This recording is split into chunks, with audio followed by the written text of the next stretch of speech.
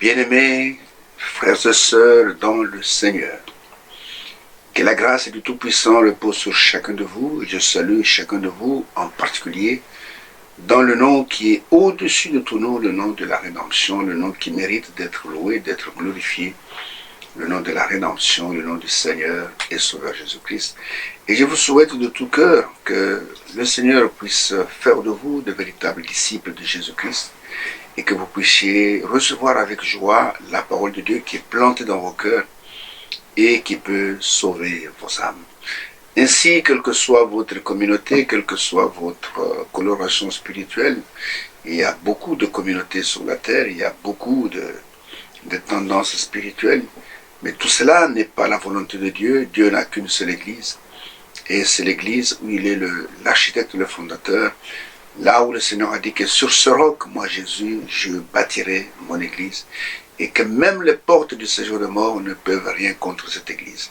Tout ce que Satan peut faire ne peut pas ébranler cette église, parce que cette église, elle est formée de vainqueurs, de personnes qui, au travers du Seigneur Jésus-Christ, ont été rendus vainqueurs, afin qu'ils puissent marcher de victoire en victoire, qu'ils puissent marcher de progrès en progrès.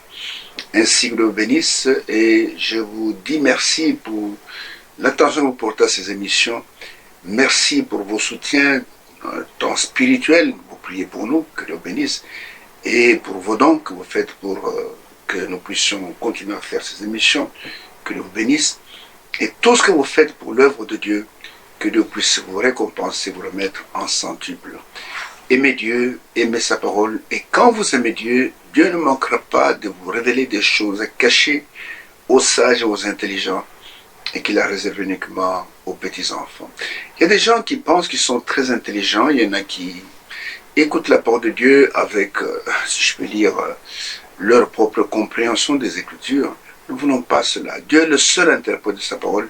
Nous voulons simplement nous abandonner entre ses mains en disant, Seigneur, fais de moi ce que tu veux et ouvre mon esprit comme tu l'as fait pour tes disciples après ta résurrection, comme tu l'as fait pour Lydie, cette marchande de pourpre de la ville de Thyatire, quand elle écoutait Paul et Silas parler, et tu leur ouvrais l'esprit pour qu'elle puisse comprendre les Écritures, qu'elle puisse comprendre ce que Paul disait.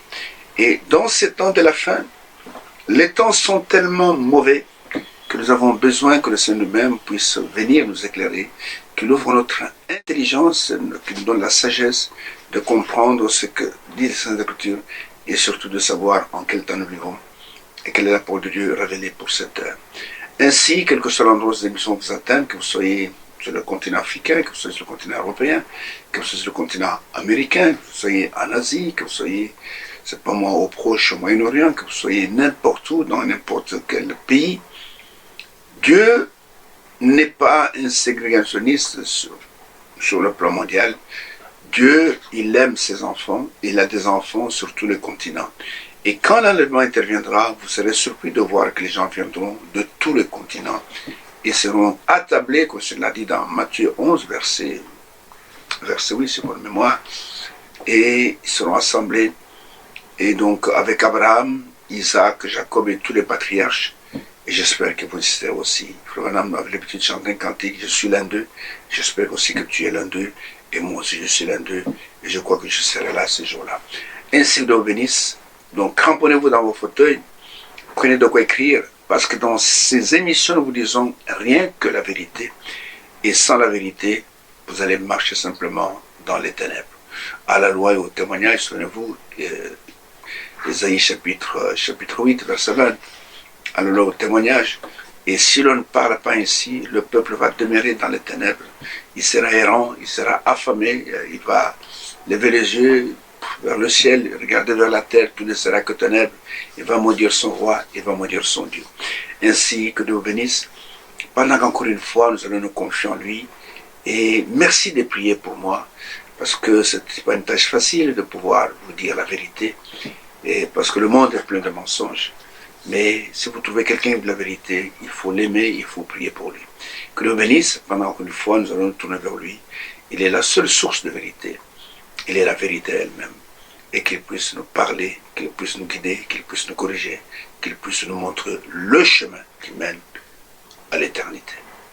Un jour, le Seigneur s'est écrié, c'est dans Matthieu chapitre 11, versets 25 à 27, « Je te loue, Père, Seigneur du ciel et de la terre, de ce que tu as caché ces choses aux sages et aux intelligents, à ceux qui sont sages par eux-mêmes, et que tu les as révélés uniquement aux petits-enfants. » La parole de Dieu, c'est un mystère.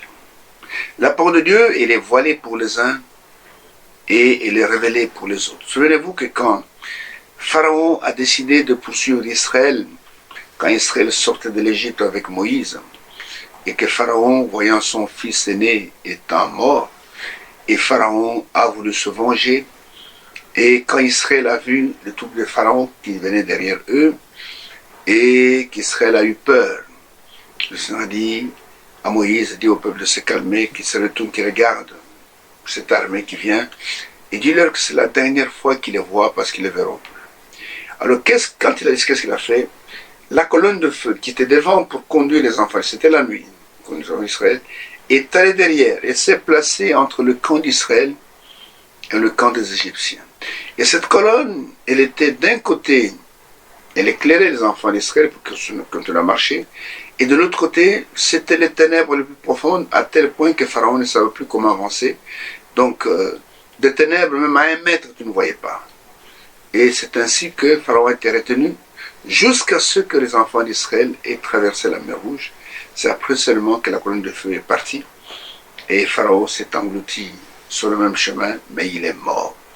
Alors, je voulais dire ceci, que la parole de Dieu, elle est pour certains la lumière.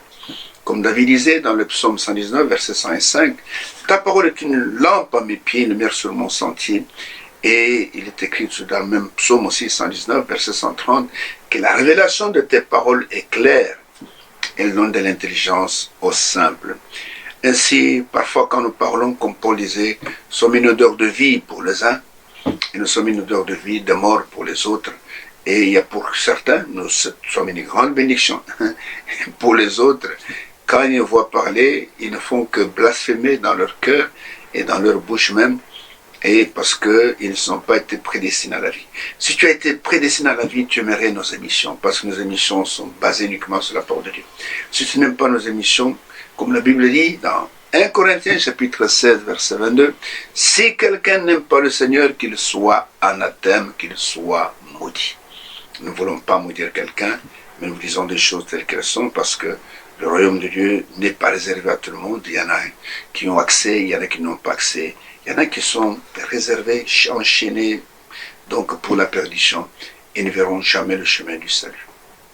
Alors il faut prier que le Seigneur, qu'il faut dire comme David a dit dans le psaume 139, verset 23-24, je crois, David dit, « Sonde-moi, ô Dieu, et connais mon cœur.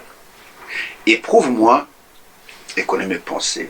Regarde si je suis une mauvaise voie, et conduis-moi sur la voie qui conduit à l'éternité. » Tu dois demander tout le temps à Dieu de te sonder. Sonder, c'est un examen en profondeur. Sonde-moi, ô Dieu, et connais mon cœur. Éprouve-moi et connais mes pensées. Regarde, si je suis une mauvaise voie, c'est toi qui peux me dire que je suis une mauvaise voie. Mais quand les gens sont imbus d'eux-mêmes, qui pensent qu'ils connaissent tout, c'est là où Dieu les abandonne et qu'ils vont lentement et sûrement dans la perdition. Alors, nous voulons dire ceci. Tout véritable croyant, nous voulons dire des choses telles qu'elles sont, doit discerner en quel temps il vit et quelle est la parole de Dieu qui est destinée à ce temps-là. Donc, il ne faut pas seulement aller à l'église, il ne faut pas seulement, tu as ta Bible là. Cette Bible ici, elle a des messages de tous les âges. Il faut savoir maintenant en quel temps tu vis et quelles sont les écritures qui s'accomplissent pendant que Dieu est en train d'agir, pendant que tu es vivant, que tu respires. Et c'est de cette manière que nous pouvons être mis dans la catégorie des vrais adorateurs dont le Seigneur a parlé, la femme samaritaine, de ceux qui adorent Dieu en vérité et en esprit. Et nous devons surtout veiller sur la parole prophétique. Et dans 2 Pierre au chapitre 1er, du verset 19 au verset 21, voilà ce qui est écrit. Et nous tenons d'autant plus certaine la parole prophétique à laquelle vous faites bien de prêter attention. Les gens ne prêtent pas attention à cela. Les gens, ils sont trop intelligents par eux-mêmes et ils interprètent ce qu'ils veulent. Et beaucoup de prédicateurs aujourd'hui ne regardent même pas à la parole prophétique à laquelle vous faites bien de prêter attention. Comme une lampe qui brille dans un lieu obscur jusqu'à ce que le jour vienne apparaître et que l'étoile du matin se lève dans vos cœurs. Cette étoile du matin, c'est le Seigneur Jésus-Christ.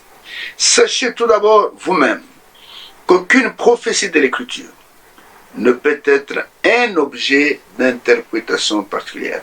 Vous devez laisser Dieu, le seul interprète de sa parole, nous interpréter sa parole, nous dire en quel temps nous vivons, et que le message pour cette heure. Donc, aucune prophétie de l'Écriture ne peut être l'objet d'une interprétation particulière, car, écoutez bien, ce n'est pas par une volonté d'homme qu'une prophétie a jamais été apportée, mais c'est poussé par le Saint-Esprit que des hommes qui sont comme toi et moi ont parlé de la parole de Dieu.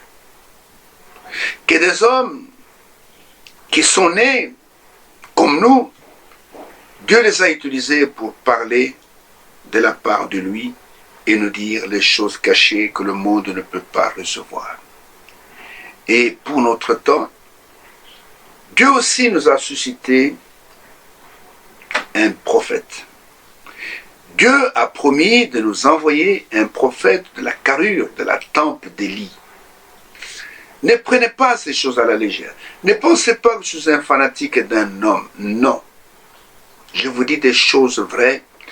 Dieu a promis qu'avant que le jour terrible de l'Éternel arrive, ce jour grand et redoutable, tel qu'il est écrit dans Malachie chapitre 4, verset 5, verset 6, Dieu enverra un prophète promis, avec l'esprit d'Élie, et quand il viendra, au temps de la fin, il doit ramener les cœurs des enfants de cet âge à la foi ou au cœur de pères apostoliques que sont les apôtres, qui sont les premiers serviteurs de Dieu qu'il a utilisé quand il a commencé son Église. C'est une promesse de Dieu. Et vous devez veiller à cela. Le Seigneur ne peut pas revenir aussi longtemps que tout ce qui a été prédit pour son retour ne soit accompli.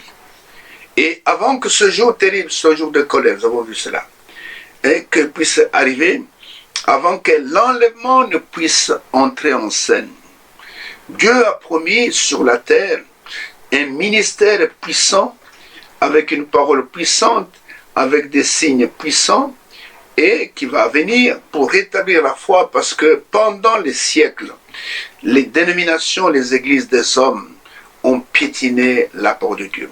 Ils ont tout bouleversé. Ils ont renversé la divinité. Ils ont créé la Sainte Trinité qui n'existe pas dans la parole de Dieu. Je défie quiconque de me montrer un seul verset qui nous parle d'un Dieu en 3 morceaux. Ça n'existe pas. Comprenez? Il n'y a pas de Sainte Trinité. Parce que s'il y avait de Sainte Trinité, il y aurait 3 personnes éternelles qui n'ont jamais été créées, qui ont égal en puissance, égal en autorité. Ce n'est pas le cas. Et la Bible ne nous parle pas de 3 éternités, 3 éternels. Je n'ai jamais vu cela. Il n'y a aucun verset qui témoigne qu'il y a 3 éternels. Mais la Bible témoigne, Ésaïe 43, verset 11. L'Éternel témoigne en disant, c'est moi, pas c'est nous, c'est moi, qui suis l'Éternel, et à part moi, il n'y a point de sauveur.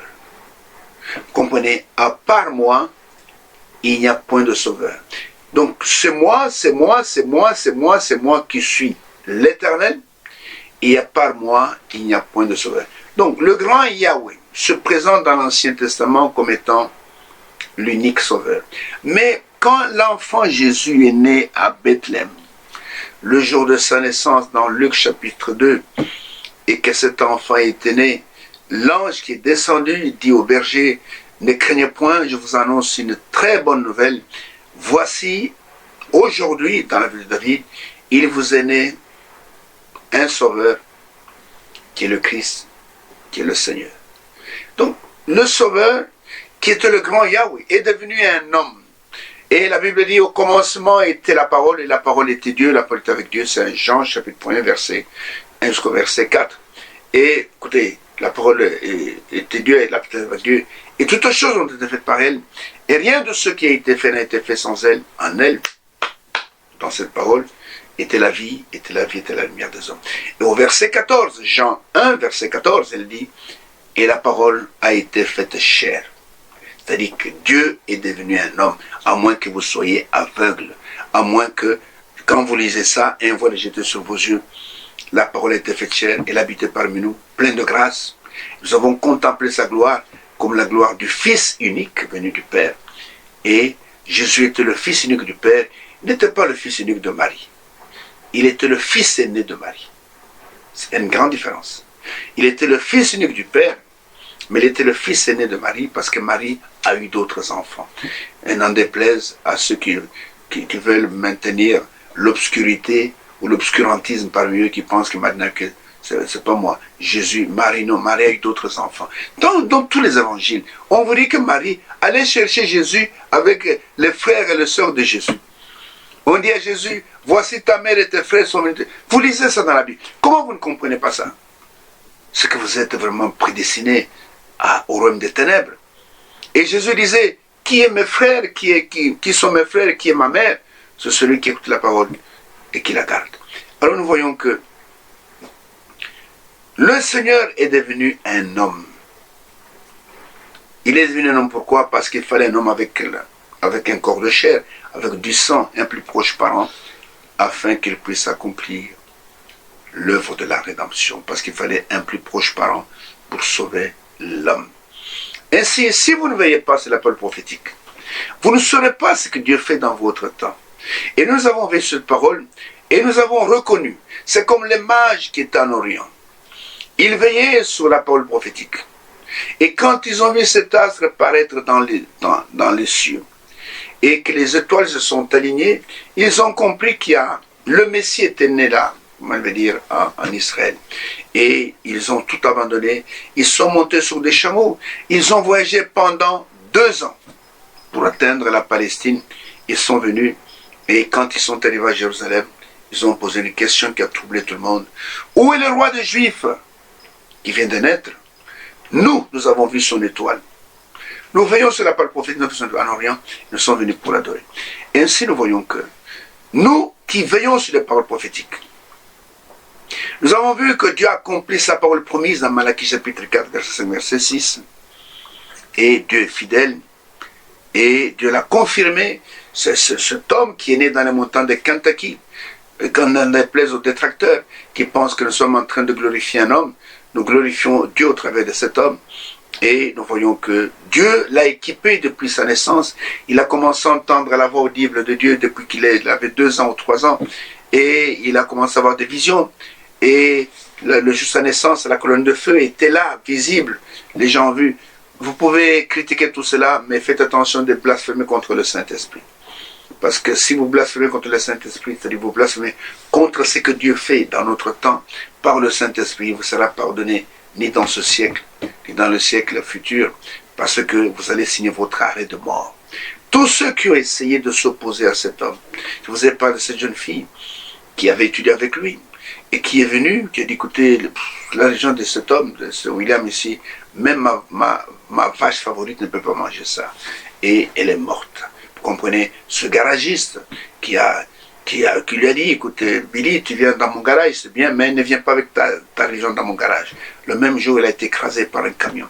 Donc, on ne se moque pas de Dieu. Ce qu'un homme a planté, il va le recevoir. Et nous avons vu que Dieu a commencé à le former. Il a fait passer par des périodes très difficiles.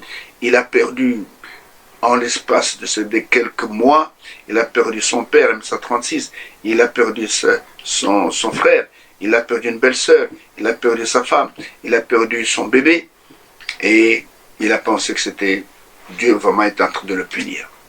Mais Dieu, la Bible dit qu'il fait toutes choses, il le fait concourir pour notre bien. Et nous voyons que, et puis Dieu a commencé à se manifester à lui en lui donnant la pure parole de Dieu, en lui donnant des vrais signes et tel qu'il est écrit, par exemple, si vous allez dans l'évangile selon Jean, Jean chapitre 1er, j'ai toujours aimé ça. Parce que les deux ministères, le ministère de Jean-Baptiste, le ministère d'Élie, qui doit venir au temps de la fin, William Branham, sont jumeaux, ces deux ministères. Et nous voyons que là, il est dit ceci, au chapitre 1er, commençons par le verset 6, du chapitre 1er, il est dit, il y eut un homme envoyé de Dieu. Cet homme-là, c'était Jean-Baptiste. De la même manière que dans notre temps de la fin aussi, il y a eu un homme envoyé de Dieu, son nom était William Branham. Son nom était Jean. Écoutez, il vint pour servir de témoin. William Branham aussi est venu pour servir de témoin, pour rendre témoignage à la lumière. Lui aussi, c'est ce qu'il a fait. Et afin que tous, écoutez-moi bien, tous croient par lui. Quand Dieu envoie un serviteur qui suit un ministère sur la terre, ce ministère s'impose à tous les hommes sur la terre. Toi qui es d'une église dénominationnelle, c'est pour laquelle je te dis ceci, que tu m'écoutes un soir ou un matin ou une nuit, je ne sais pas quelle heure tu vas suivre cette émission, je te dis ceci sans embâche, c'est que cet homme a porté comme message te concerne. Ce message, cette parole s'impose à tout homme sur la terre, comme Jean-Baptiste. Il a dit que tous devaient croire par lui. Que tu sois pharisien, que tu sois sadducéen, que tu sois sacrificateur, que tu sois scribe, que tu sois dans le Sanhédrin. Quand Jean-Baptiste est apparu et qu'il a commencé à prêcher, sa parole s'imposait à tout le monde, y compris au souverain sacrificateur. Comprenez? Quand les religieux de son temps ont fait une délégation venue le trouver, écoutez, mais qui es-tu finalement? Es-tu le Messie? Il dit, je ne suis pas le Messie. Es-tu le prophète promis de Deutéronome 18, verset 15? Il dit, je ne suis pas ce prophète-là. Es-tu Élie? Je ne suis pas Élie. Mais qui es-tu pour qu'on ait dit à ceux qui nous ont envoyés que tu es quelqu'un? Il dit, moi, je suis la voix qui crie dans le désert selon Ésaïe, le prophète Ésaïe.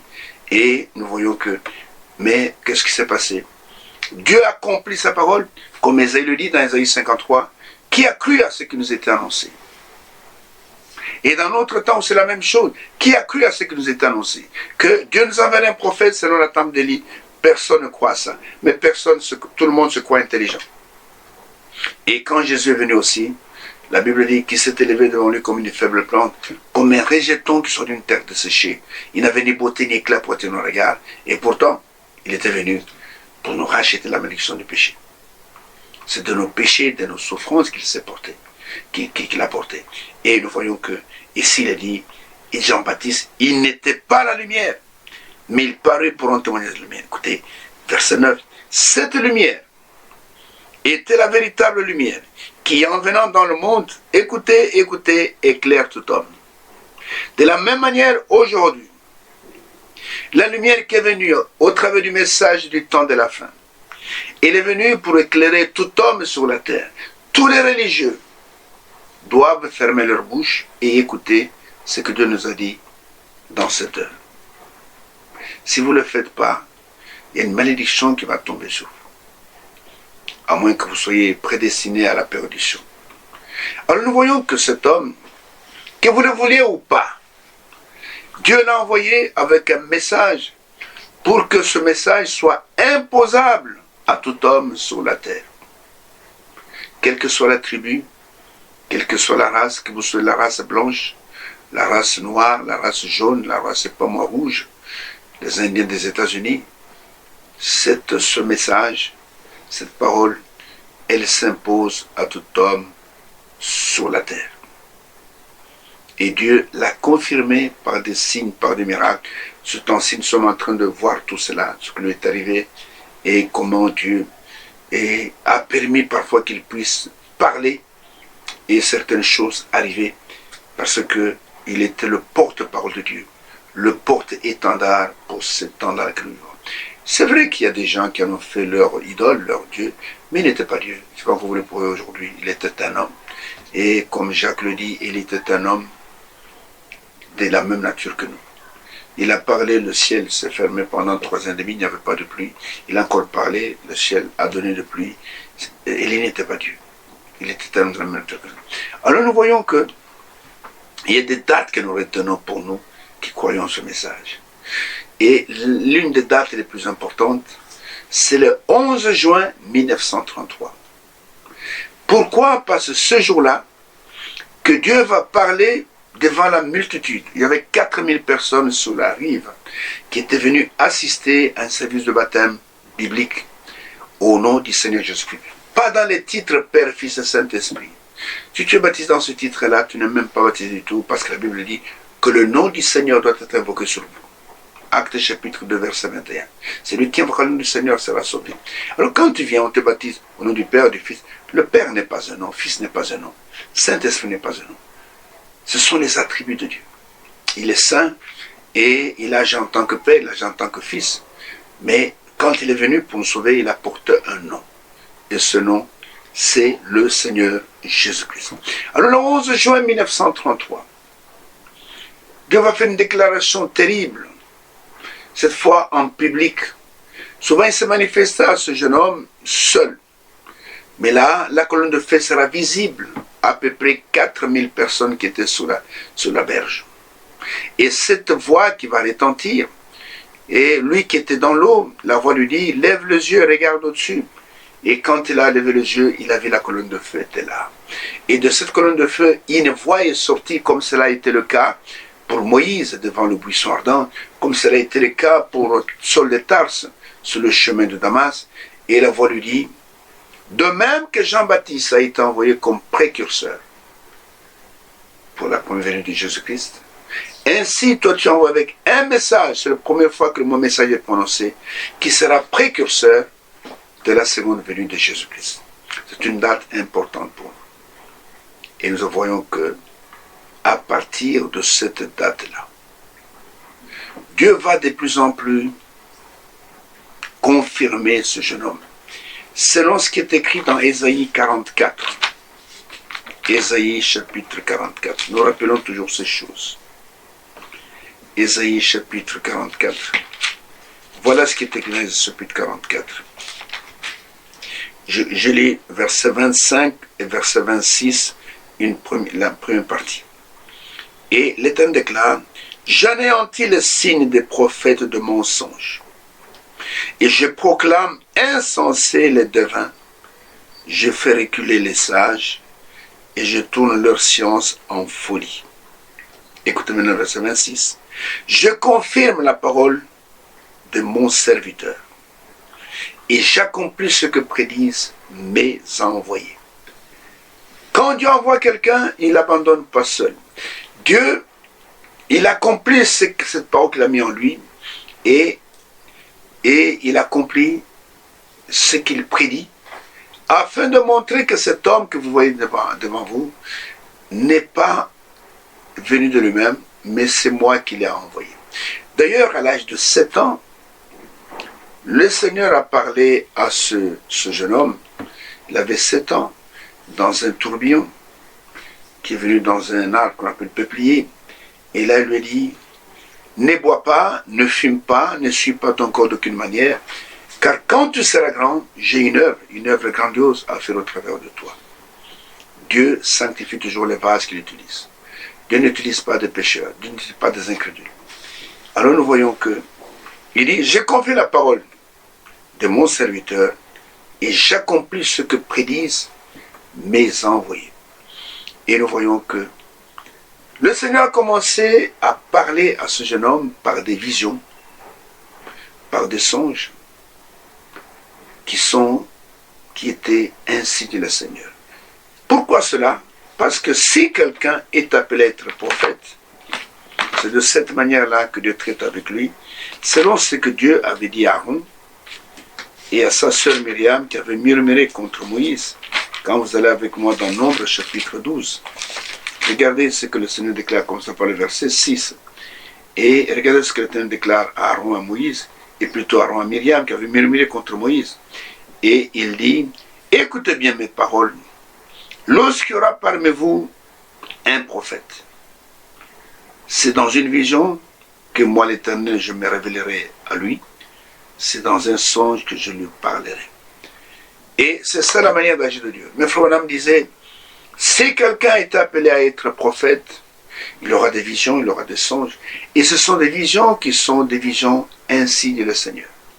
Ce sont des choses qui arrivent parce que c'est Dieu qui parle au travers de lui.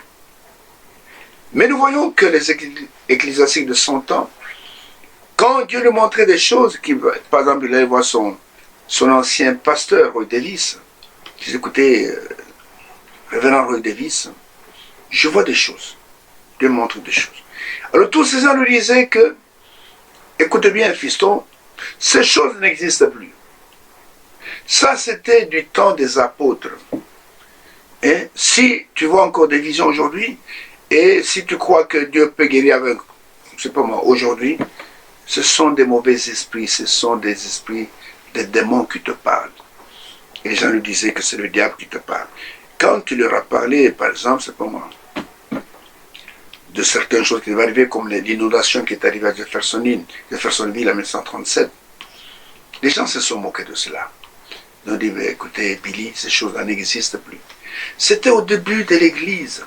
Mais lui, Dieu lui a révélé ce verset biblique qui va l'accompagner tout le long de son ministère. Hébreux 13, verset 8, où il est écrit, Jésus-Christ est le même, hier, aujourd'hui, pour toujours. C'est-à-dire que ce qu'il a fait hier, il le fait aujourd'hui, il le fera encore demain. Et dans Malachie, chapitre 3, verset 6, il est écrit, c'est l'Éternel qui parle, je suis l'Éternel, et je ne change pas. Si ton Dieu à toi a changé, s'il est guérissait dans les temps passés, aujourd'hui il est devenu trop vieux, il ne guérit plus, alors c'est un faux Dieu. Le nôtre, il est le même d'âge en âge, il ne change pas. Il dit, Jésus-Christ est le même, hier, aujourd'hui, pour toujours. Comme il a guéri du temps des apôtres, comme il a donné le Saint-Esprit dans les apôtres, comme il a suscité des prédicateurs dans des apôtres, il est le même qui le fait apparemment aujourd'hui, il est le même qui le fera apparemment demain. Alors tous les ecclésiastiques lui disaient, tu es habité par des démons. Aujourd'hui les visions n'existent plus. Aujourd'hui, parler en langue, ça n'existe pas. Aujourd'hui, prophétiser, ça n'existe pas. Et c'est ça, les dénominations, c'est-à-dire qu'elles ont tellement pétiné la parole qu'elles ne croient même pas que Dieu est vivant. Et nous voyons que ce jeune homme, il voyait ces choses-là. Mais quand il a rencontré des personnes, des magiciens, des astrologues, des diseurs de bonne aventure, et quand il les regardait, il disait, écoutez, jeune homme, est-ce que tu sais que tu es né sous un signe? Et d'autres disaient même qu'il y a une lumière qui te suit. Et quand il entendait ça, il fuyait. Les religieux lui disaient que ce sont les démons qui te parlent, mais ceux qui étaient possédés par des démons, eux reconnaissaient la présence de Dieu dans ce jeune homme. Alors, il était troublé par ces choses. Et il voyait tout le temps des visions, mais il ne savait pas qui lui donnait ces visions. C'est pour vous montrer que c'était un homme, ce n'était pas Dieu. Jésus n'a jamais été troublé par ce qu'il voyait. Alors, il était tellement à bout. Il se posait la question, mais qui me montre ces choses? Et il était persuadé que, selon les ecclésiastiques, c'était les esprits méchants qui lui parlaient. Et cela va le pousser à bout. Après son mariage avec le sœur Méda, et il voyait tout le temps des visions, parce qu'un prophète, sa conscience, sa subconscience sont tellement proches qu'il voit tout le temps des visions. Il peut être là, il voit des choses. Il voit des choses qui s'accomplissent. Et il se pose la question. Alors, un jour, nous allons le lire tout à l'heure, pendant qu'il était garde-chasse dans l'état de l'Indiana, et c'est-à-dire ce sont des personnes qui gardent les parcs animaliers, là où il y a des animaux, et s'il attrape un braconneur, il doit l'arrêter. Il est armé d'une carabine, il peut même tirer. Alors, et c'était le temps de la pause, il est rentré à la maison pour pouvoir manger quelque chose. Il avait trouvé un frère qui l'attendait dehors. Il s'appelait frère Prod Wiseman. Il dit, frère, je suis venu te chercher pour qu'on aille faire un tour quelque part. Je me suis dit, non, écoutez, frère Prod, je ne peux pas aller parce que je dois retourner au travail l'après-midi. Et je ne pourrais pas me déplacer avec toi. Bon, donc tu peux aller, on fera ça une autre fois. Et quand il a contourné la maison, c'est la petite maisonnette où il habitait, avec la sœur Meda, qui est tout près de l'assemblée de Tabernacle de Jeffersonville. La maison existe toujours. Il a tourné un peu autour là pour pouvoir entrer par derrière, par la cuisine. Et brusquement, il entend ce bruit qu'il entend depuis sa jeunesse. Et quand il a entendu ça, il a perdu l'équilibre. Il allait tomber. Il s'est accroché au mur. Il s'est assis là sur le perron. Et le frère qui était dans la voiture est sorti, il est venu en courant de Frère tu devais t'évanouir. Il dit non, tout va bien, tu peux rentrer frère. Et son épouse est sortie de la maison. Et s'est précipité avec un peu d'eau. Il a trouvé là-bas, Billy, ça va? Il dit, ça va. Il dit, viens, le dîner est déjà prêt. Et il a mis le bras autour du cou pour le soutenir. Il a voulu dire, va, prends le téléphone, dis à mon employeur que je rentre pas au travail ce soir, cet après-midi, qu'il trouve un remplaçant pour moi. Je suis fatigué de ces choses. Je dois savoir qu'est-ce qui m'arrive. Pourquoi ces choses m'arrivent seulement à moi? On me dit que ce sont des démons. Sa femme lui dit, non Billy, n'écoute pas ce que les gens disent. Il dit non, je vais aller dans le bois. Là, dans la montagne, je vais y rester jusqu'à ce que Dieu me réponde. S'il ne me répond pas, venez chercher mon cadavre. Et la sœur Meda a commencé à pleurer. Vous voyez que c'était un homme. Il était troublé. Alors je vais lire un peu, c'est tellement important que je vais lire ça en détail. Ça, c'est la nature des aigles. Hein. Si ça ne vous intéresse pas, si vous trouvez qu'on parle un peu trop de lui, bon, c'est peut-être vous qui trouvez ça comme ça. Mais nous, nous sommes contents, c'est notre histoire. Parce que c'est à la date de 7 mai 1946. La Deuxième Guerre mondiale venait à peine de se terminer. Il y avait à peine une année. Le monde était dans l'ébullition. Et je vais le laisser lui-même nous raconter ce qui s'est passé. Parce qu'à partir de là, que des choses sérieuses vont commencer. Que ce ministère va s'étendre maintenant dans le monde entier. Vous avez intérêt à écouter ce que je vais lire maintenant. Alors, je vais reprendre, je suis dans notre livre, la biographie, je suis à la page 109. Je vais reprendre ce que lui-même appelait la visite de l'ange. Vous allez voir cet ange-là, c'est comme dans l'Ancien Testament. C'était Dieu lui-même. L'ange de l'Éternel qui a visité Manoach, papa de Samson et son épouse, c'était Dieu lui-même. L'ange de l'Éternel qui conduisait Israël dans le désert, c'était Dieu lui-même. Oh frère, et nous voyons que il va faire l'expérience un peu comme ceux qui on a vécu dans l'Ancien Testament. Alors il dit ceci, il dit, j'étais venu dîner à la maison, et lorsque j'arrivais, il y avait un homme assis là, c'était Brod Wiseman, le frère du pianiste de notre église. Il me demanda si je pouvais aller me promener avec lui à Madison cet après-midi-là. J'ai répondu que ce n'était pas possible car je devais faire une tournée de contrôle dans les après-midi. Je passais par le côté de la maison sous un gros érable. Érable, c'est un arbre. Quand tout à coup, quelque chose fit. Il me sembla que le haut de l'arbre allait s'arracher. Et quelque chose comme un grand vent descendit. Je faillis m'évanouir. Je regardai et je sus que c'était de nouveau cela. Je m'assis sur les marches Éprode Wiseman sauta hors de sa voiture et courut vers moi, disant « Billy, vas-tu t'évanouir ?» J'ai dit « Non, monsieur. » Il dit « Que se passe-t-il, Billy ?»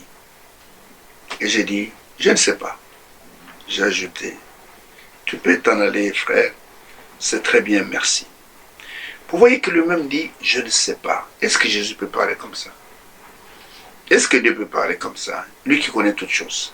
J'insiste beaucoup là-dessus pour les idolâtres, qui ont fait de William Branham leur idole ou leur Dieu. Et il dit ceci, ma femme sortit, apporta un pot d'eau et me dit, chérie, qu'est-ce qui se passe-t-il? J'ai dit, rien mon amour. Alors elle dit, entre maintenant, le dîner est prêt. Elle mit son bras autour de moi, essayant de m'entraîner à l'intérieur. J'ai dit, chérie, je veux te dire quelque chose. Appelle-les là-haut, donc la direction au poste, et dis-leur que je n'irai pas au travail cet après-midi. Mais, da chérie, je sais que dans mon cœur, j'aime Jésus-Christ. Je sais que je suis passé de la mort à la vie. Donc vous voyez qu'il aime Jésus-Christ, il n'était pas Jésus lui-même. Hein.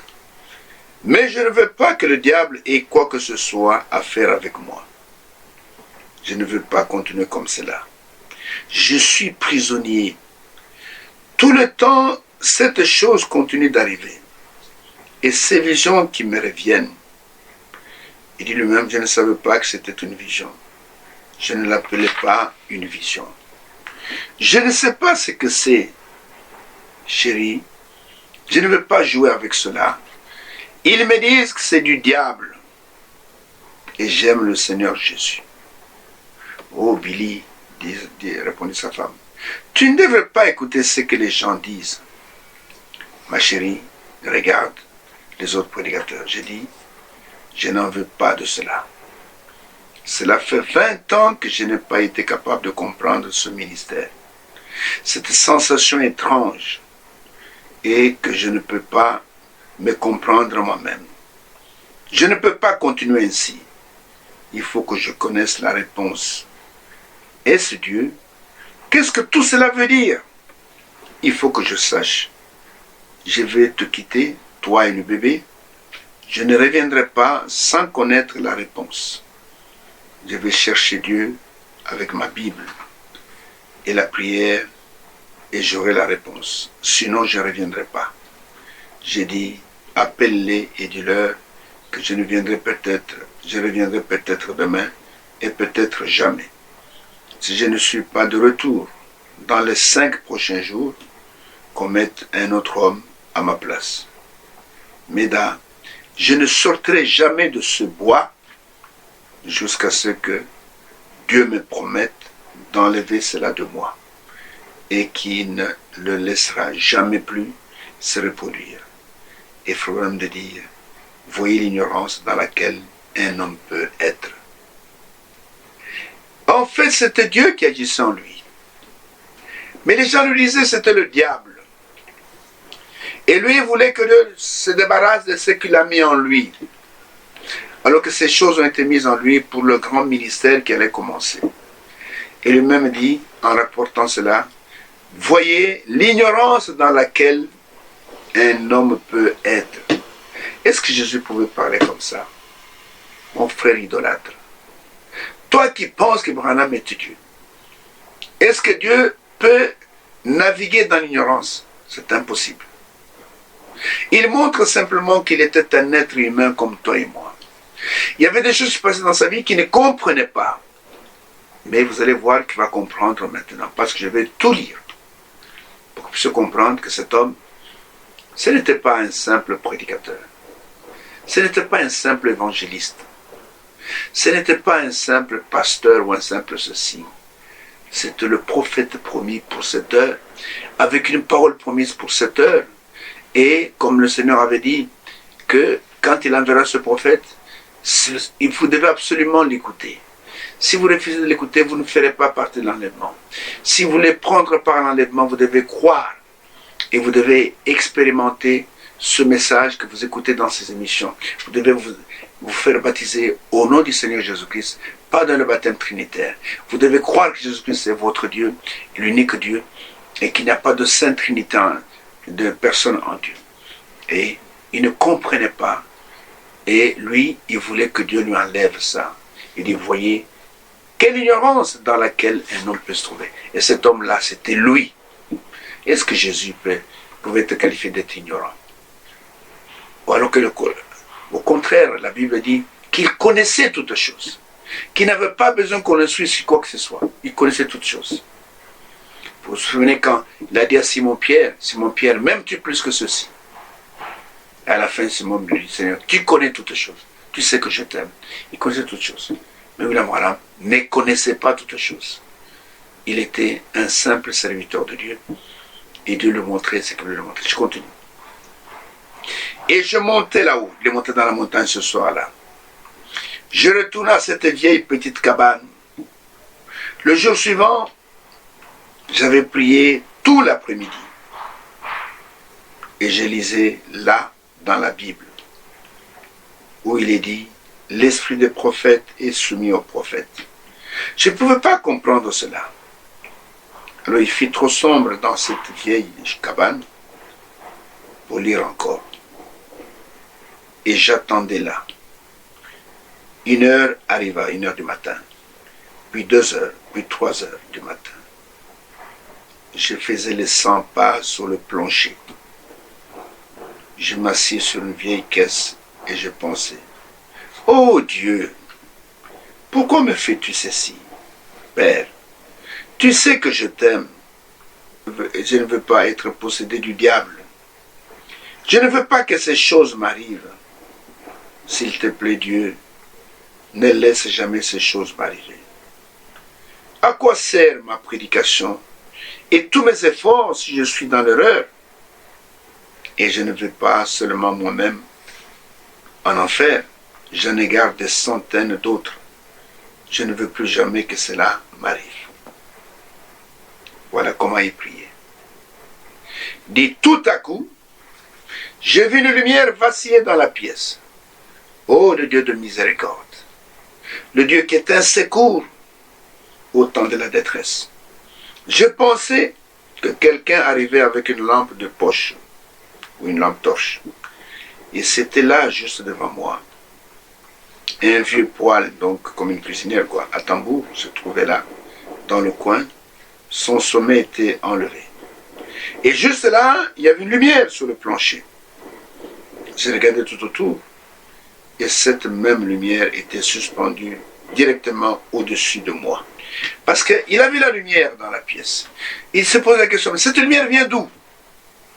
Il cherchait là sous la lumière et il voyait que le plancher brillait. Et puis il a levé les yeux et il a vu que la lumière était suspendue au-dessus de sa tête. Circulant dans la pièce comme du feu, avec une couleur émeraude. Vous qui voyez des colonnes de feu partout, hein.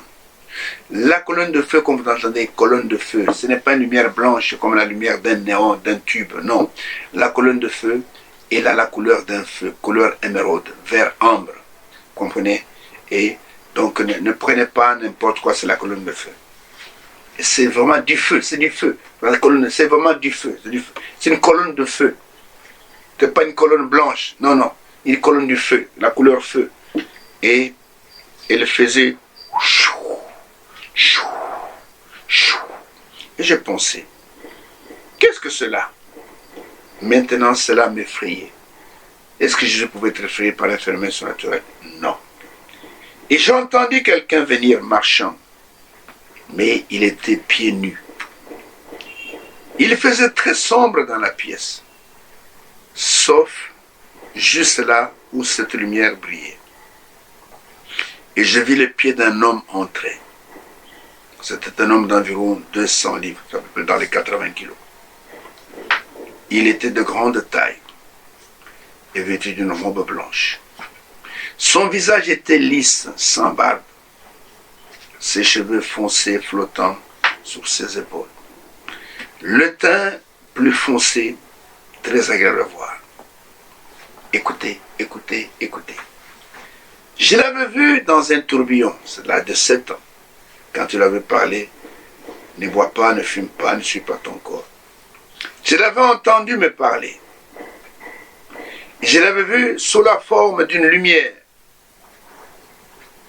Mais c'était la première fois que je le voyais, que je voyais sa forme. Il marcha vers moi, tout près.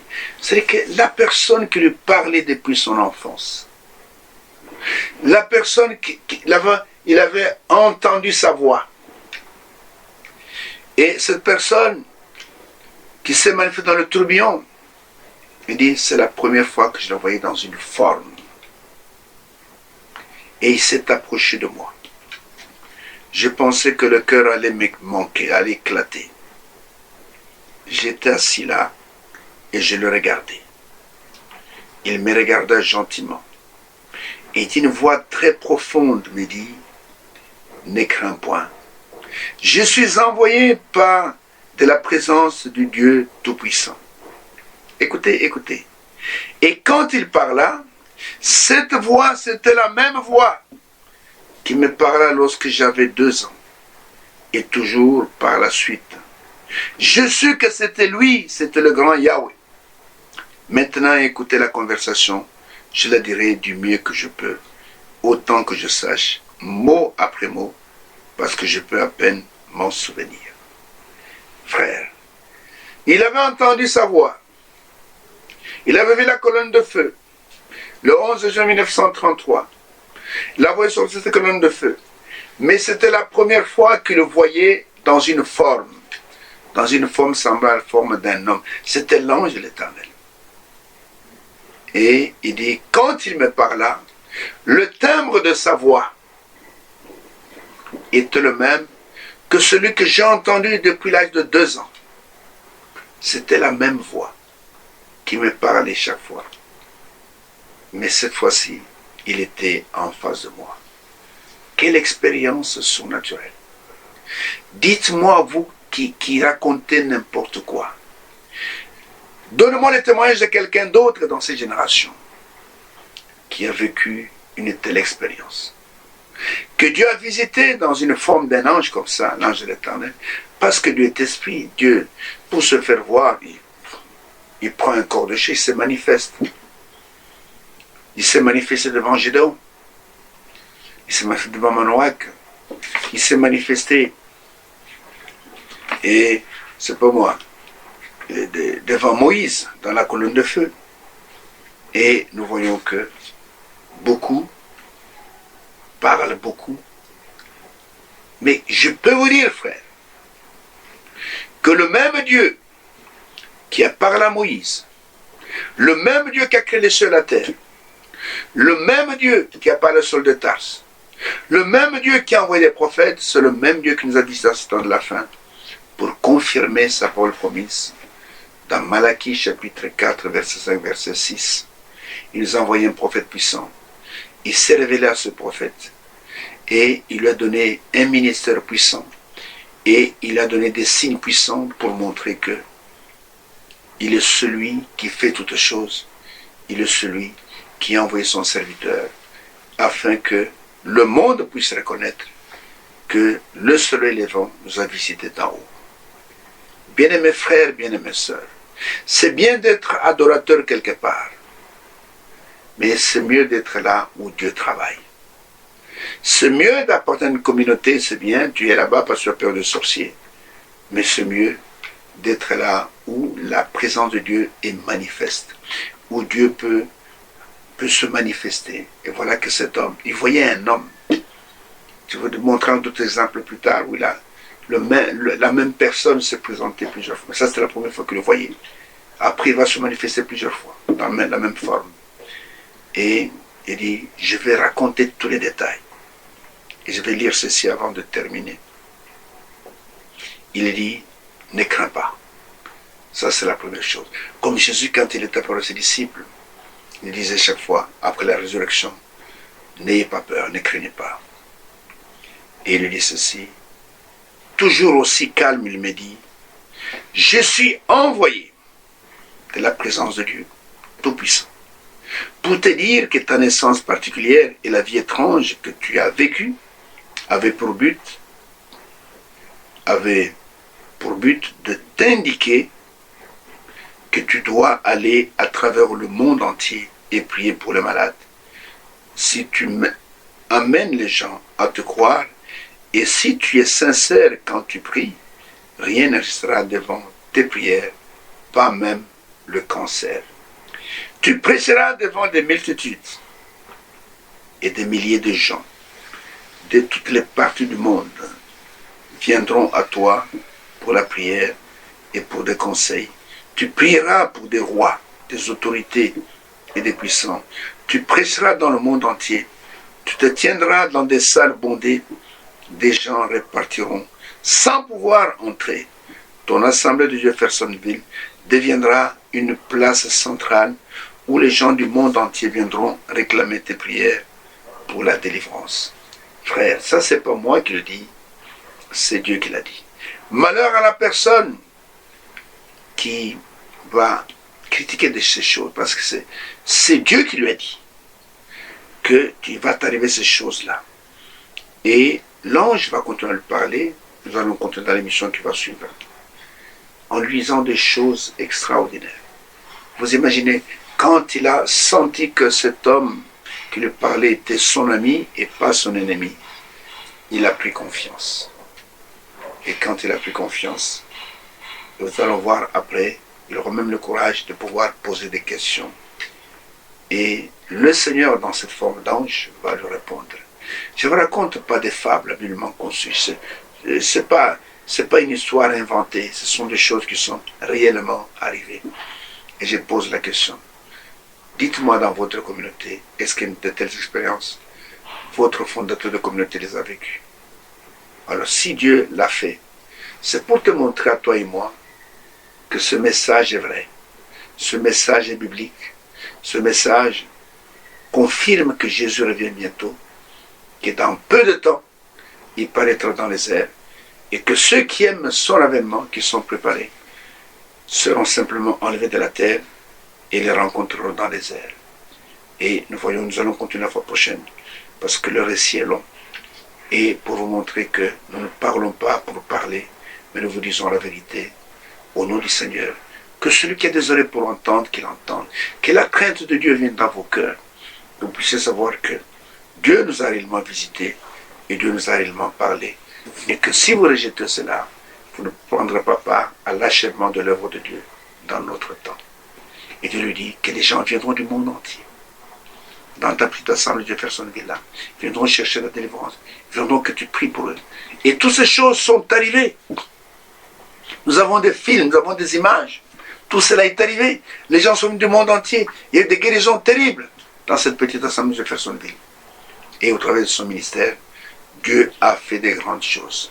Et nous pouvons seulement dire, loué soit l'Éternel, notre Dieu, qui a fait des grandes choses dans notre génération, qui a permis que nos yeux puissent voir, parce que les yeux de tout le monde ne voient pas, et que nous puissions aussi croire de notre cœur que Dieu nous a visités, et qu'il puisse nous donner suffisamment de foi pour marcher dans ces choses, jusqu'à ce que le Seigneur va apparaître dans les airs, que nous serons avec lui pour l'éternité. Que Dieu vous bénisse, et si c'est la volonté de Dieu, je vous donne rendez-vous dans l'émission prochaine.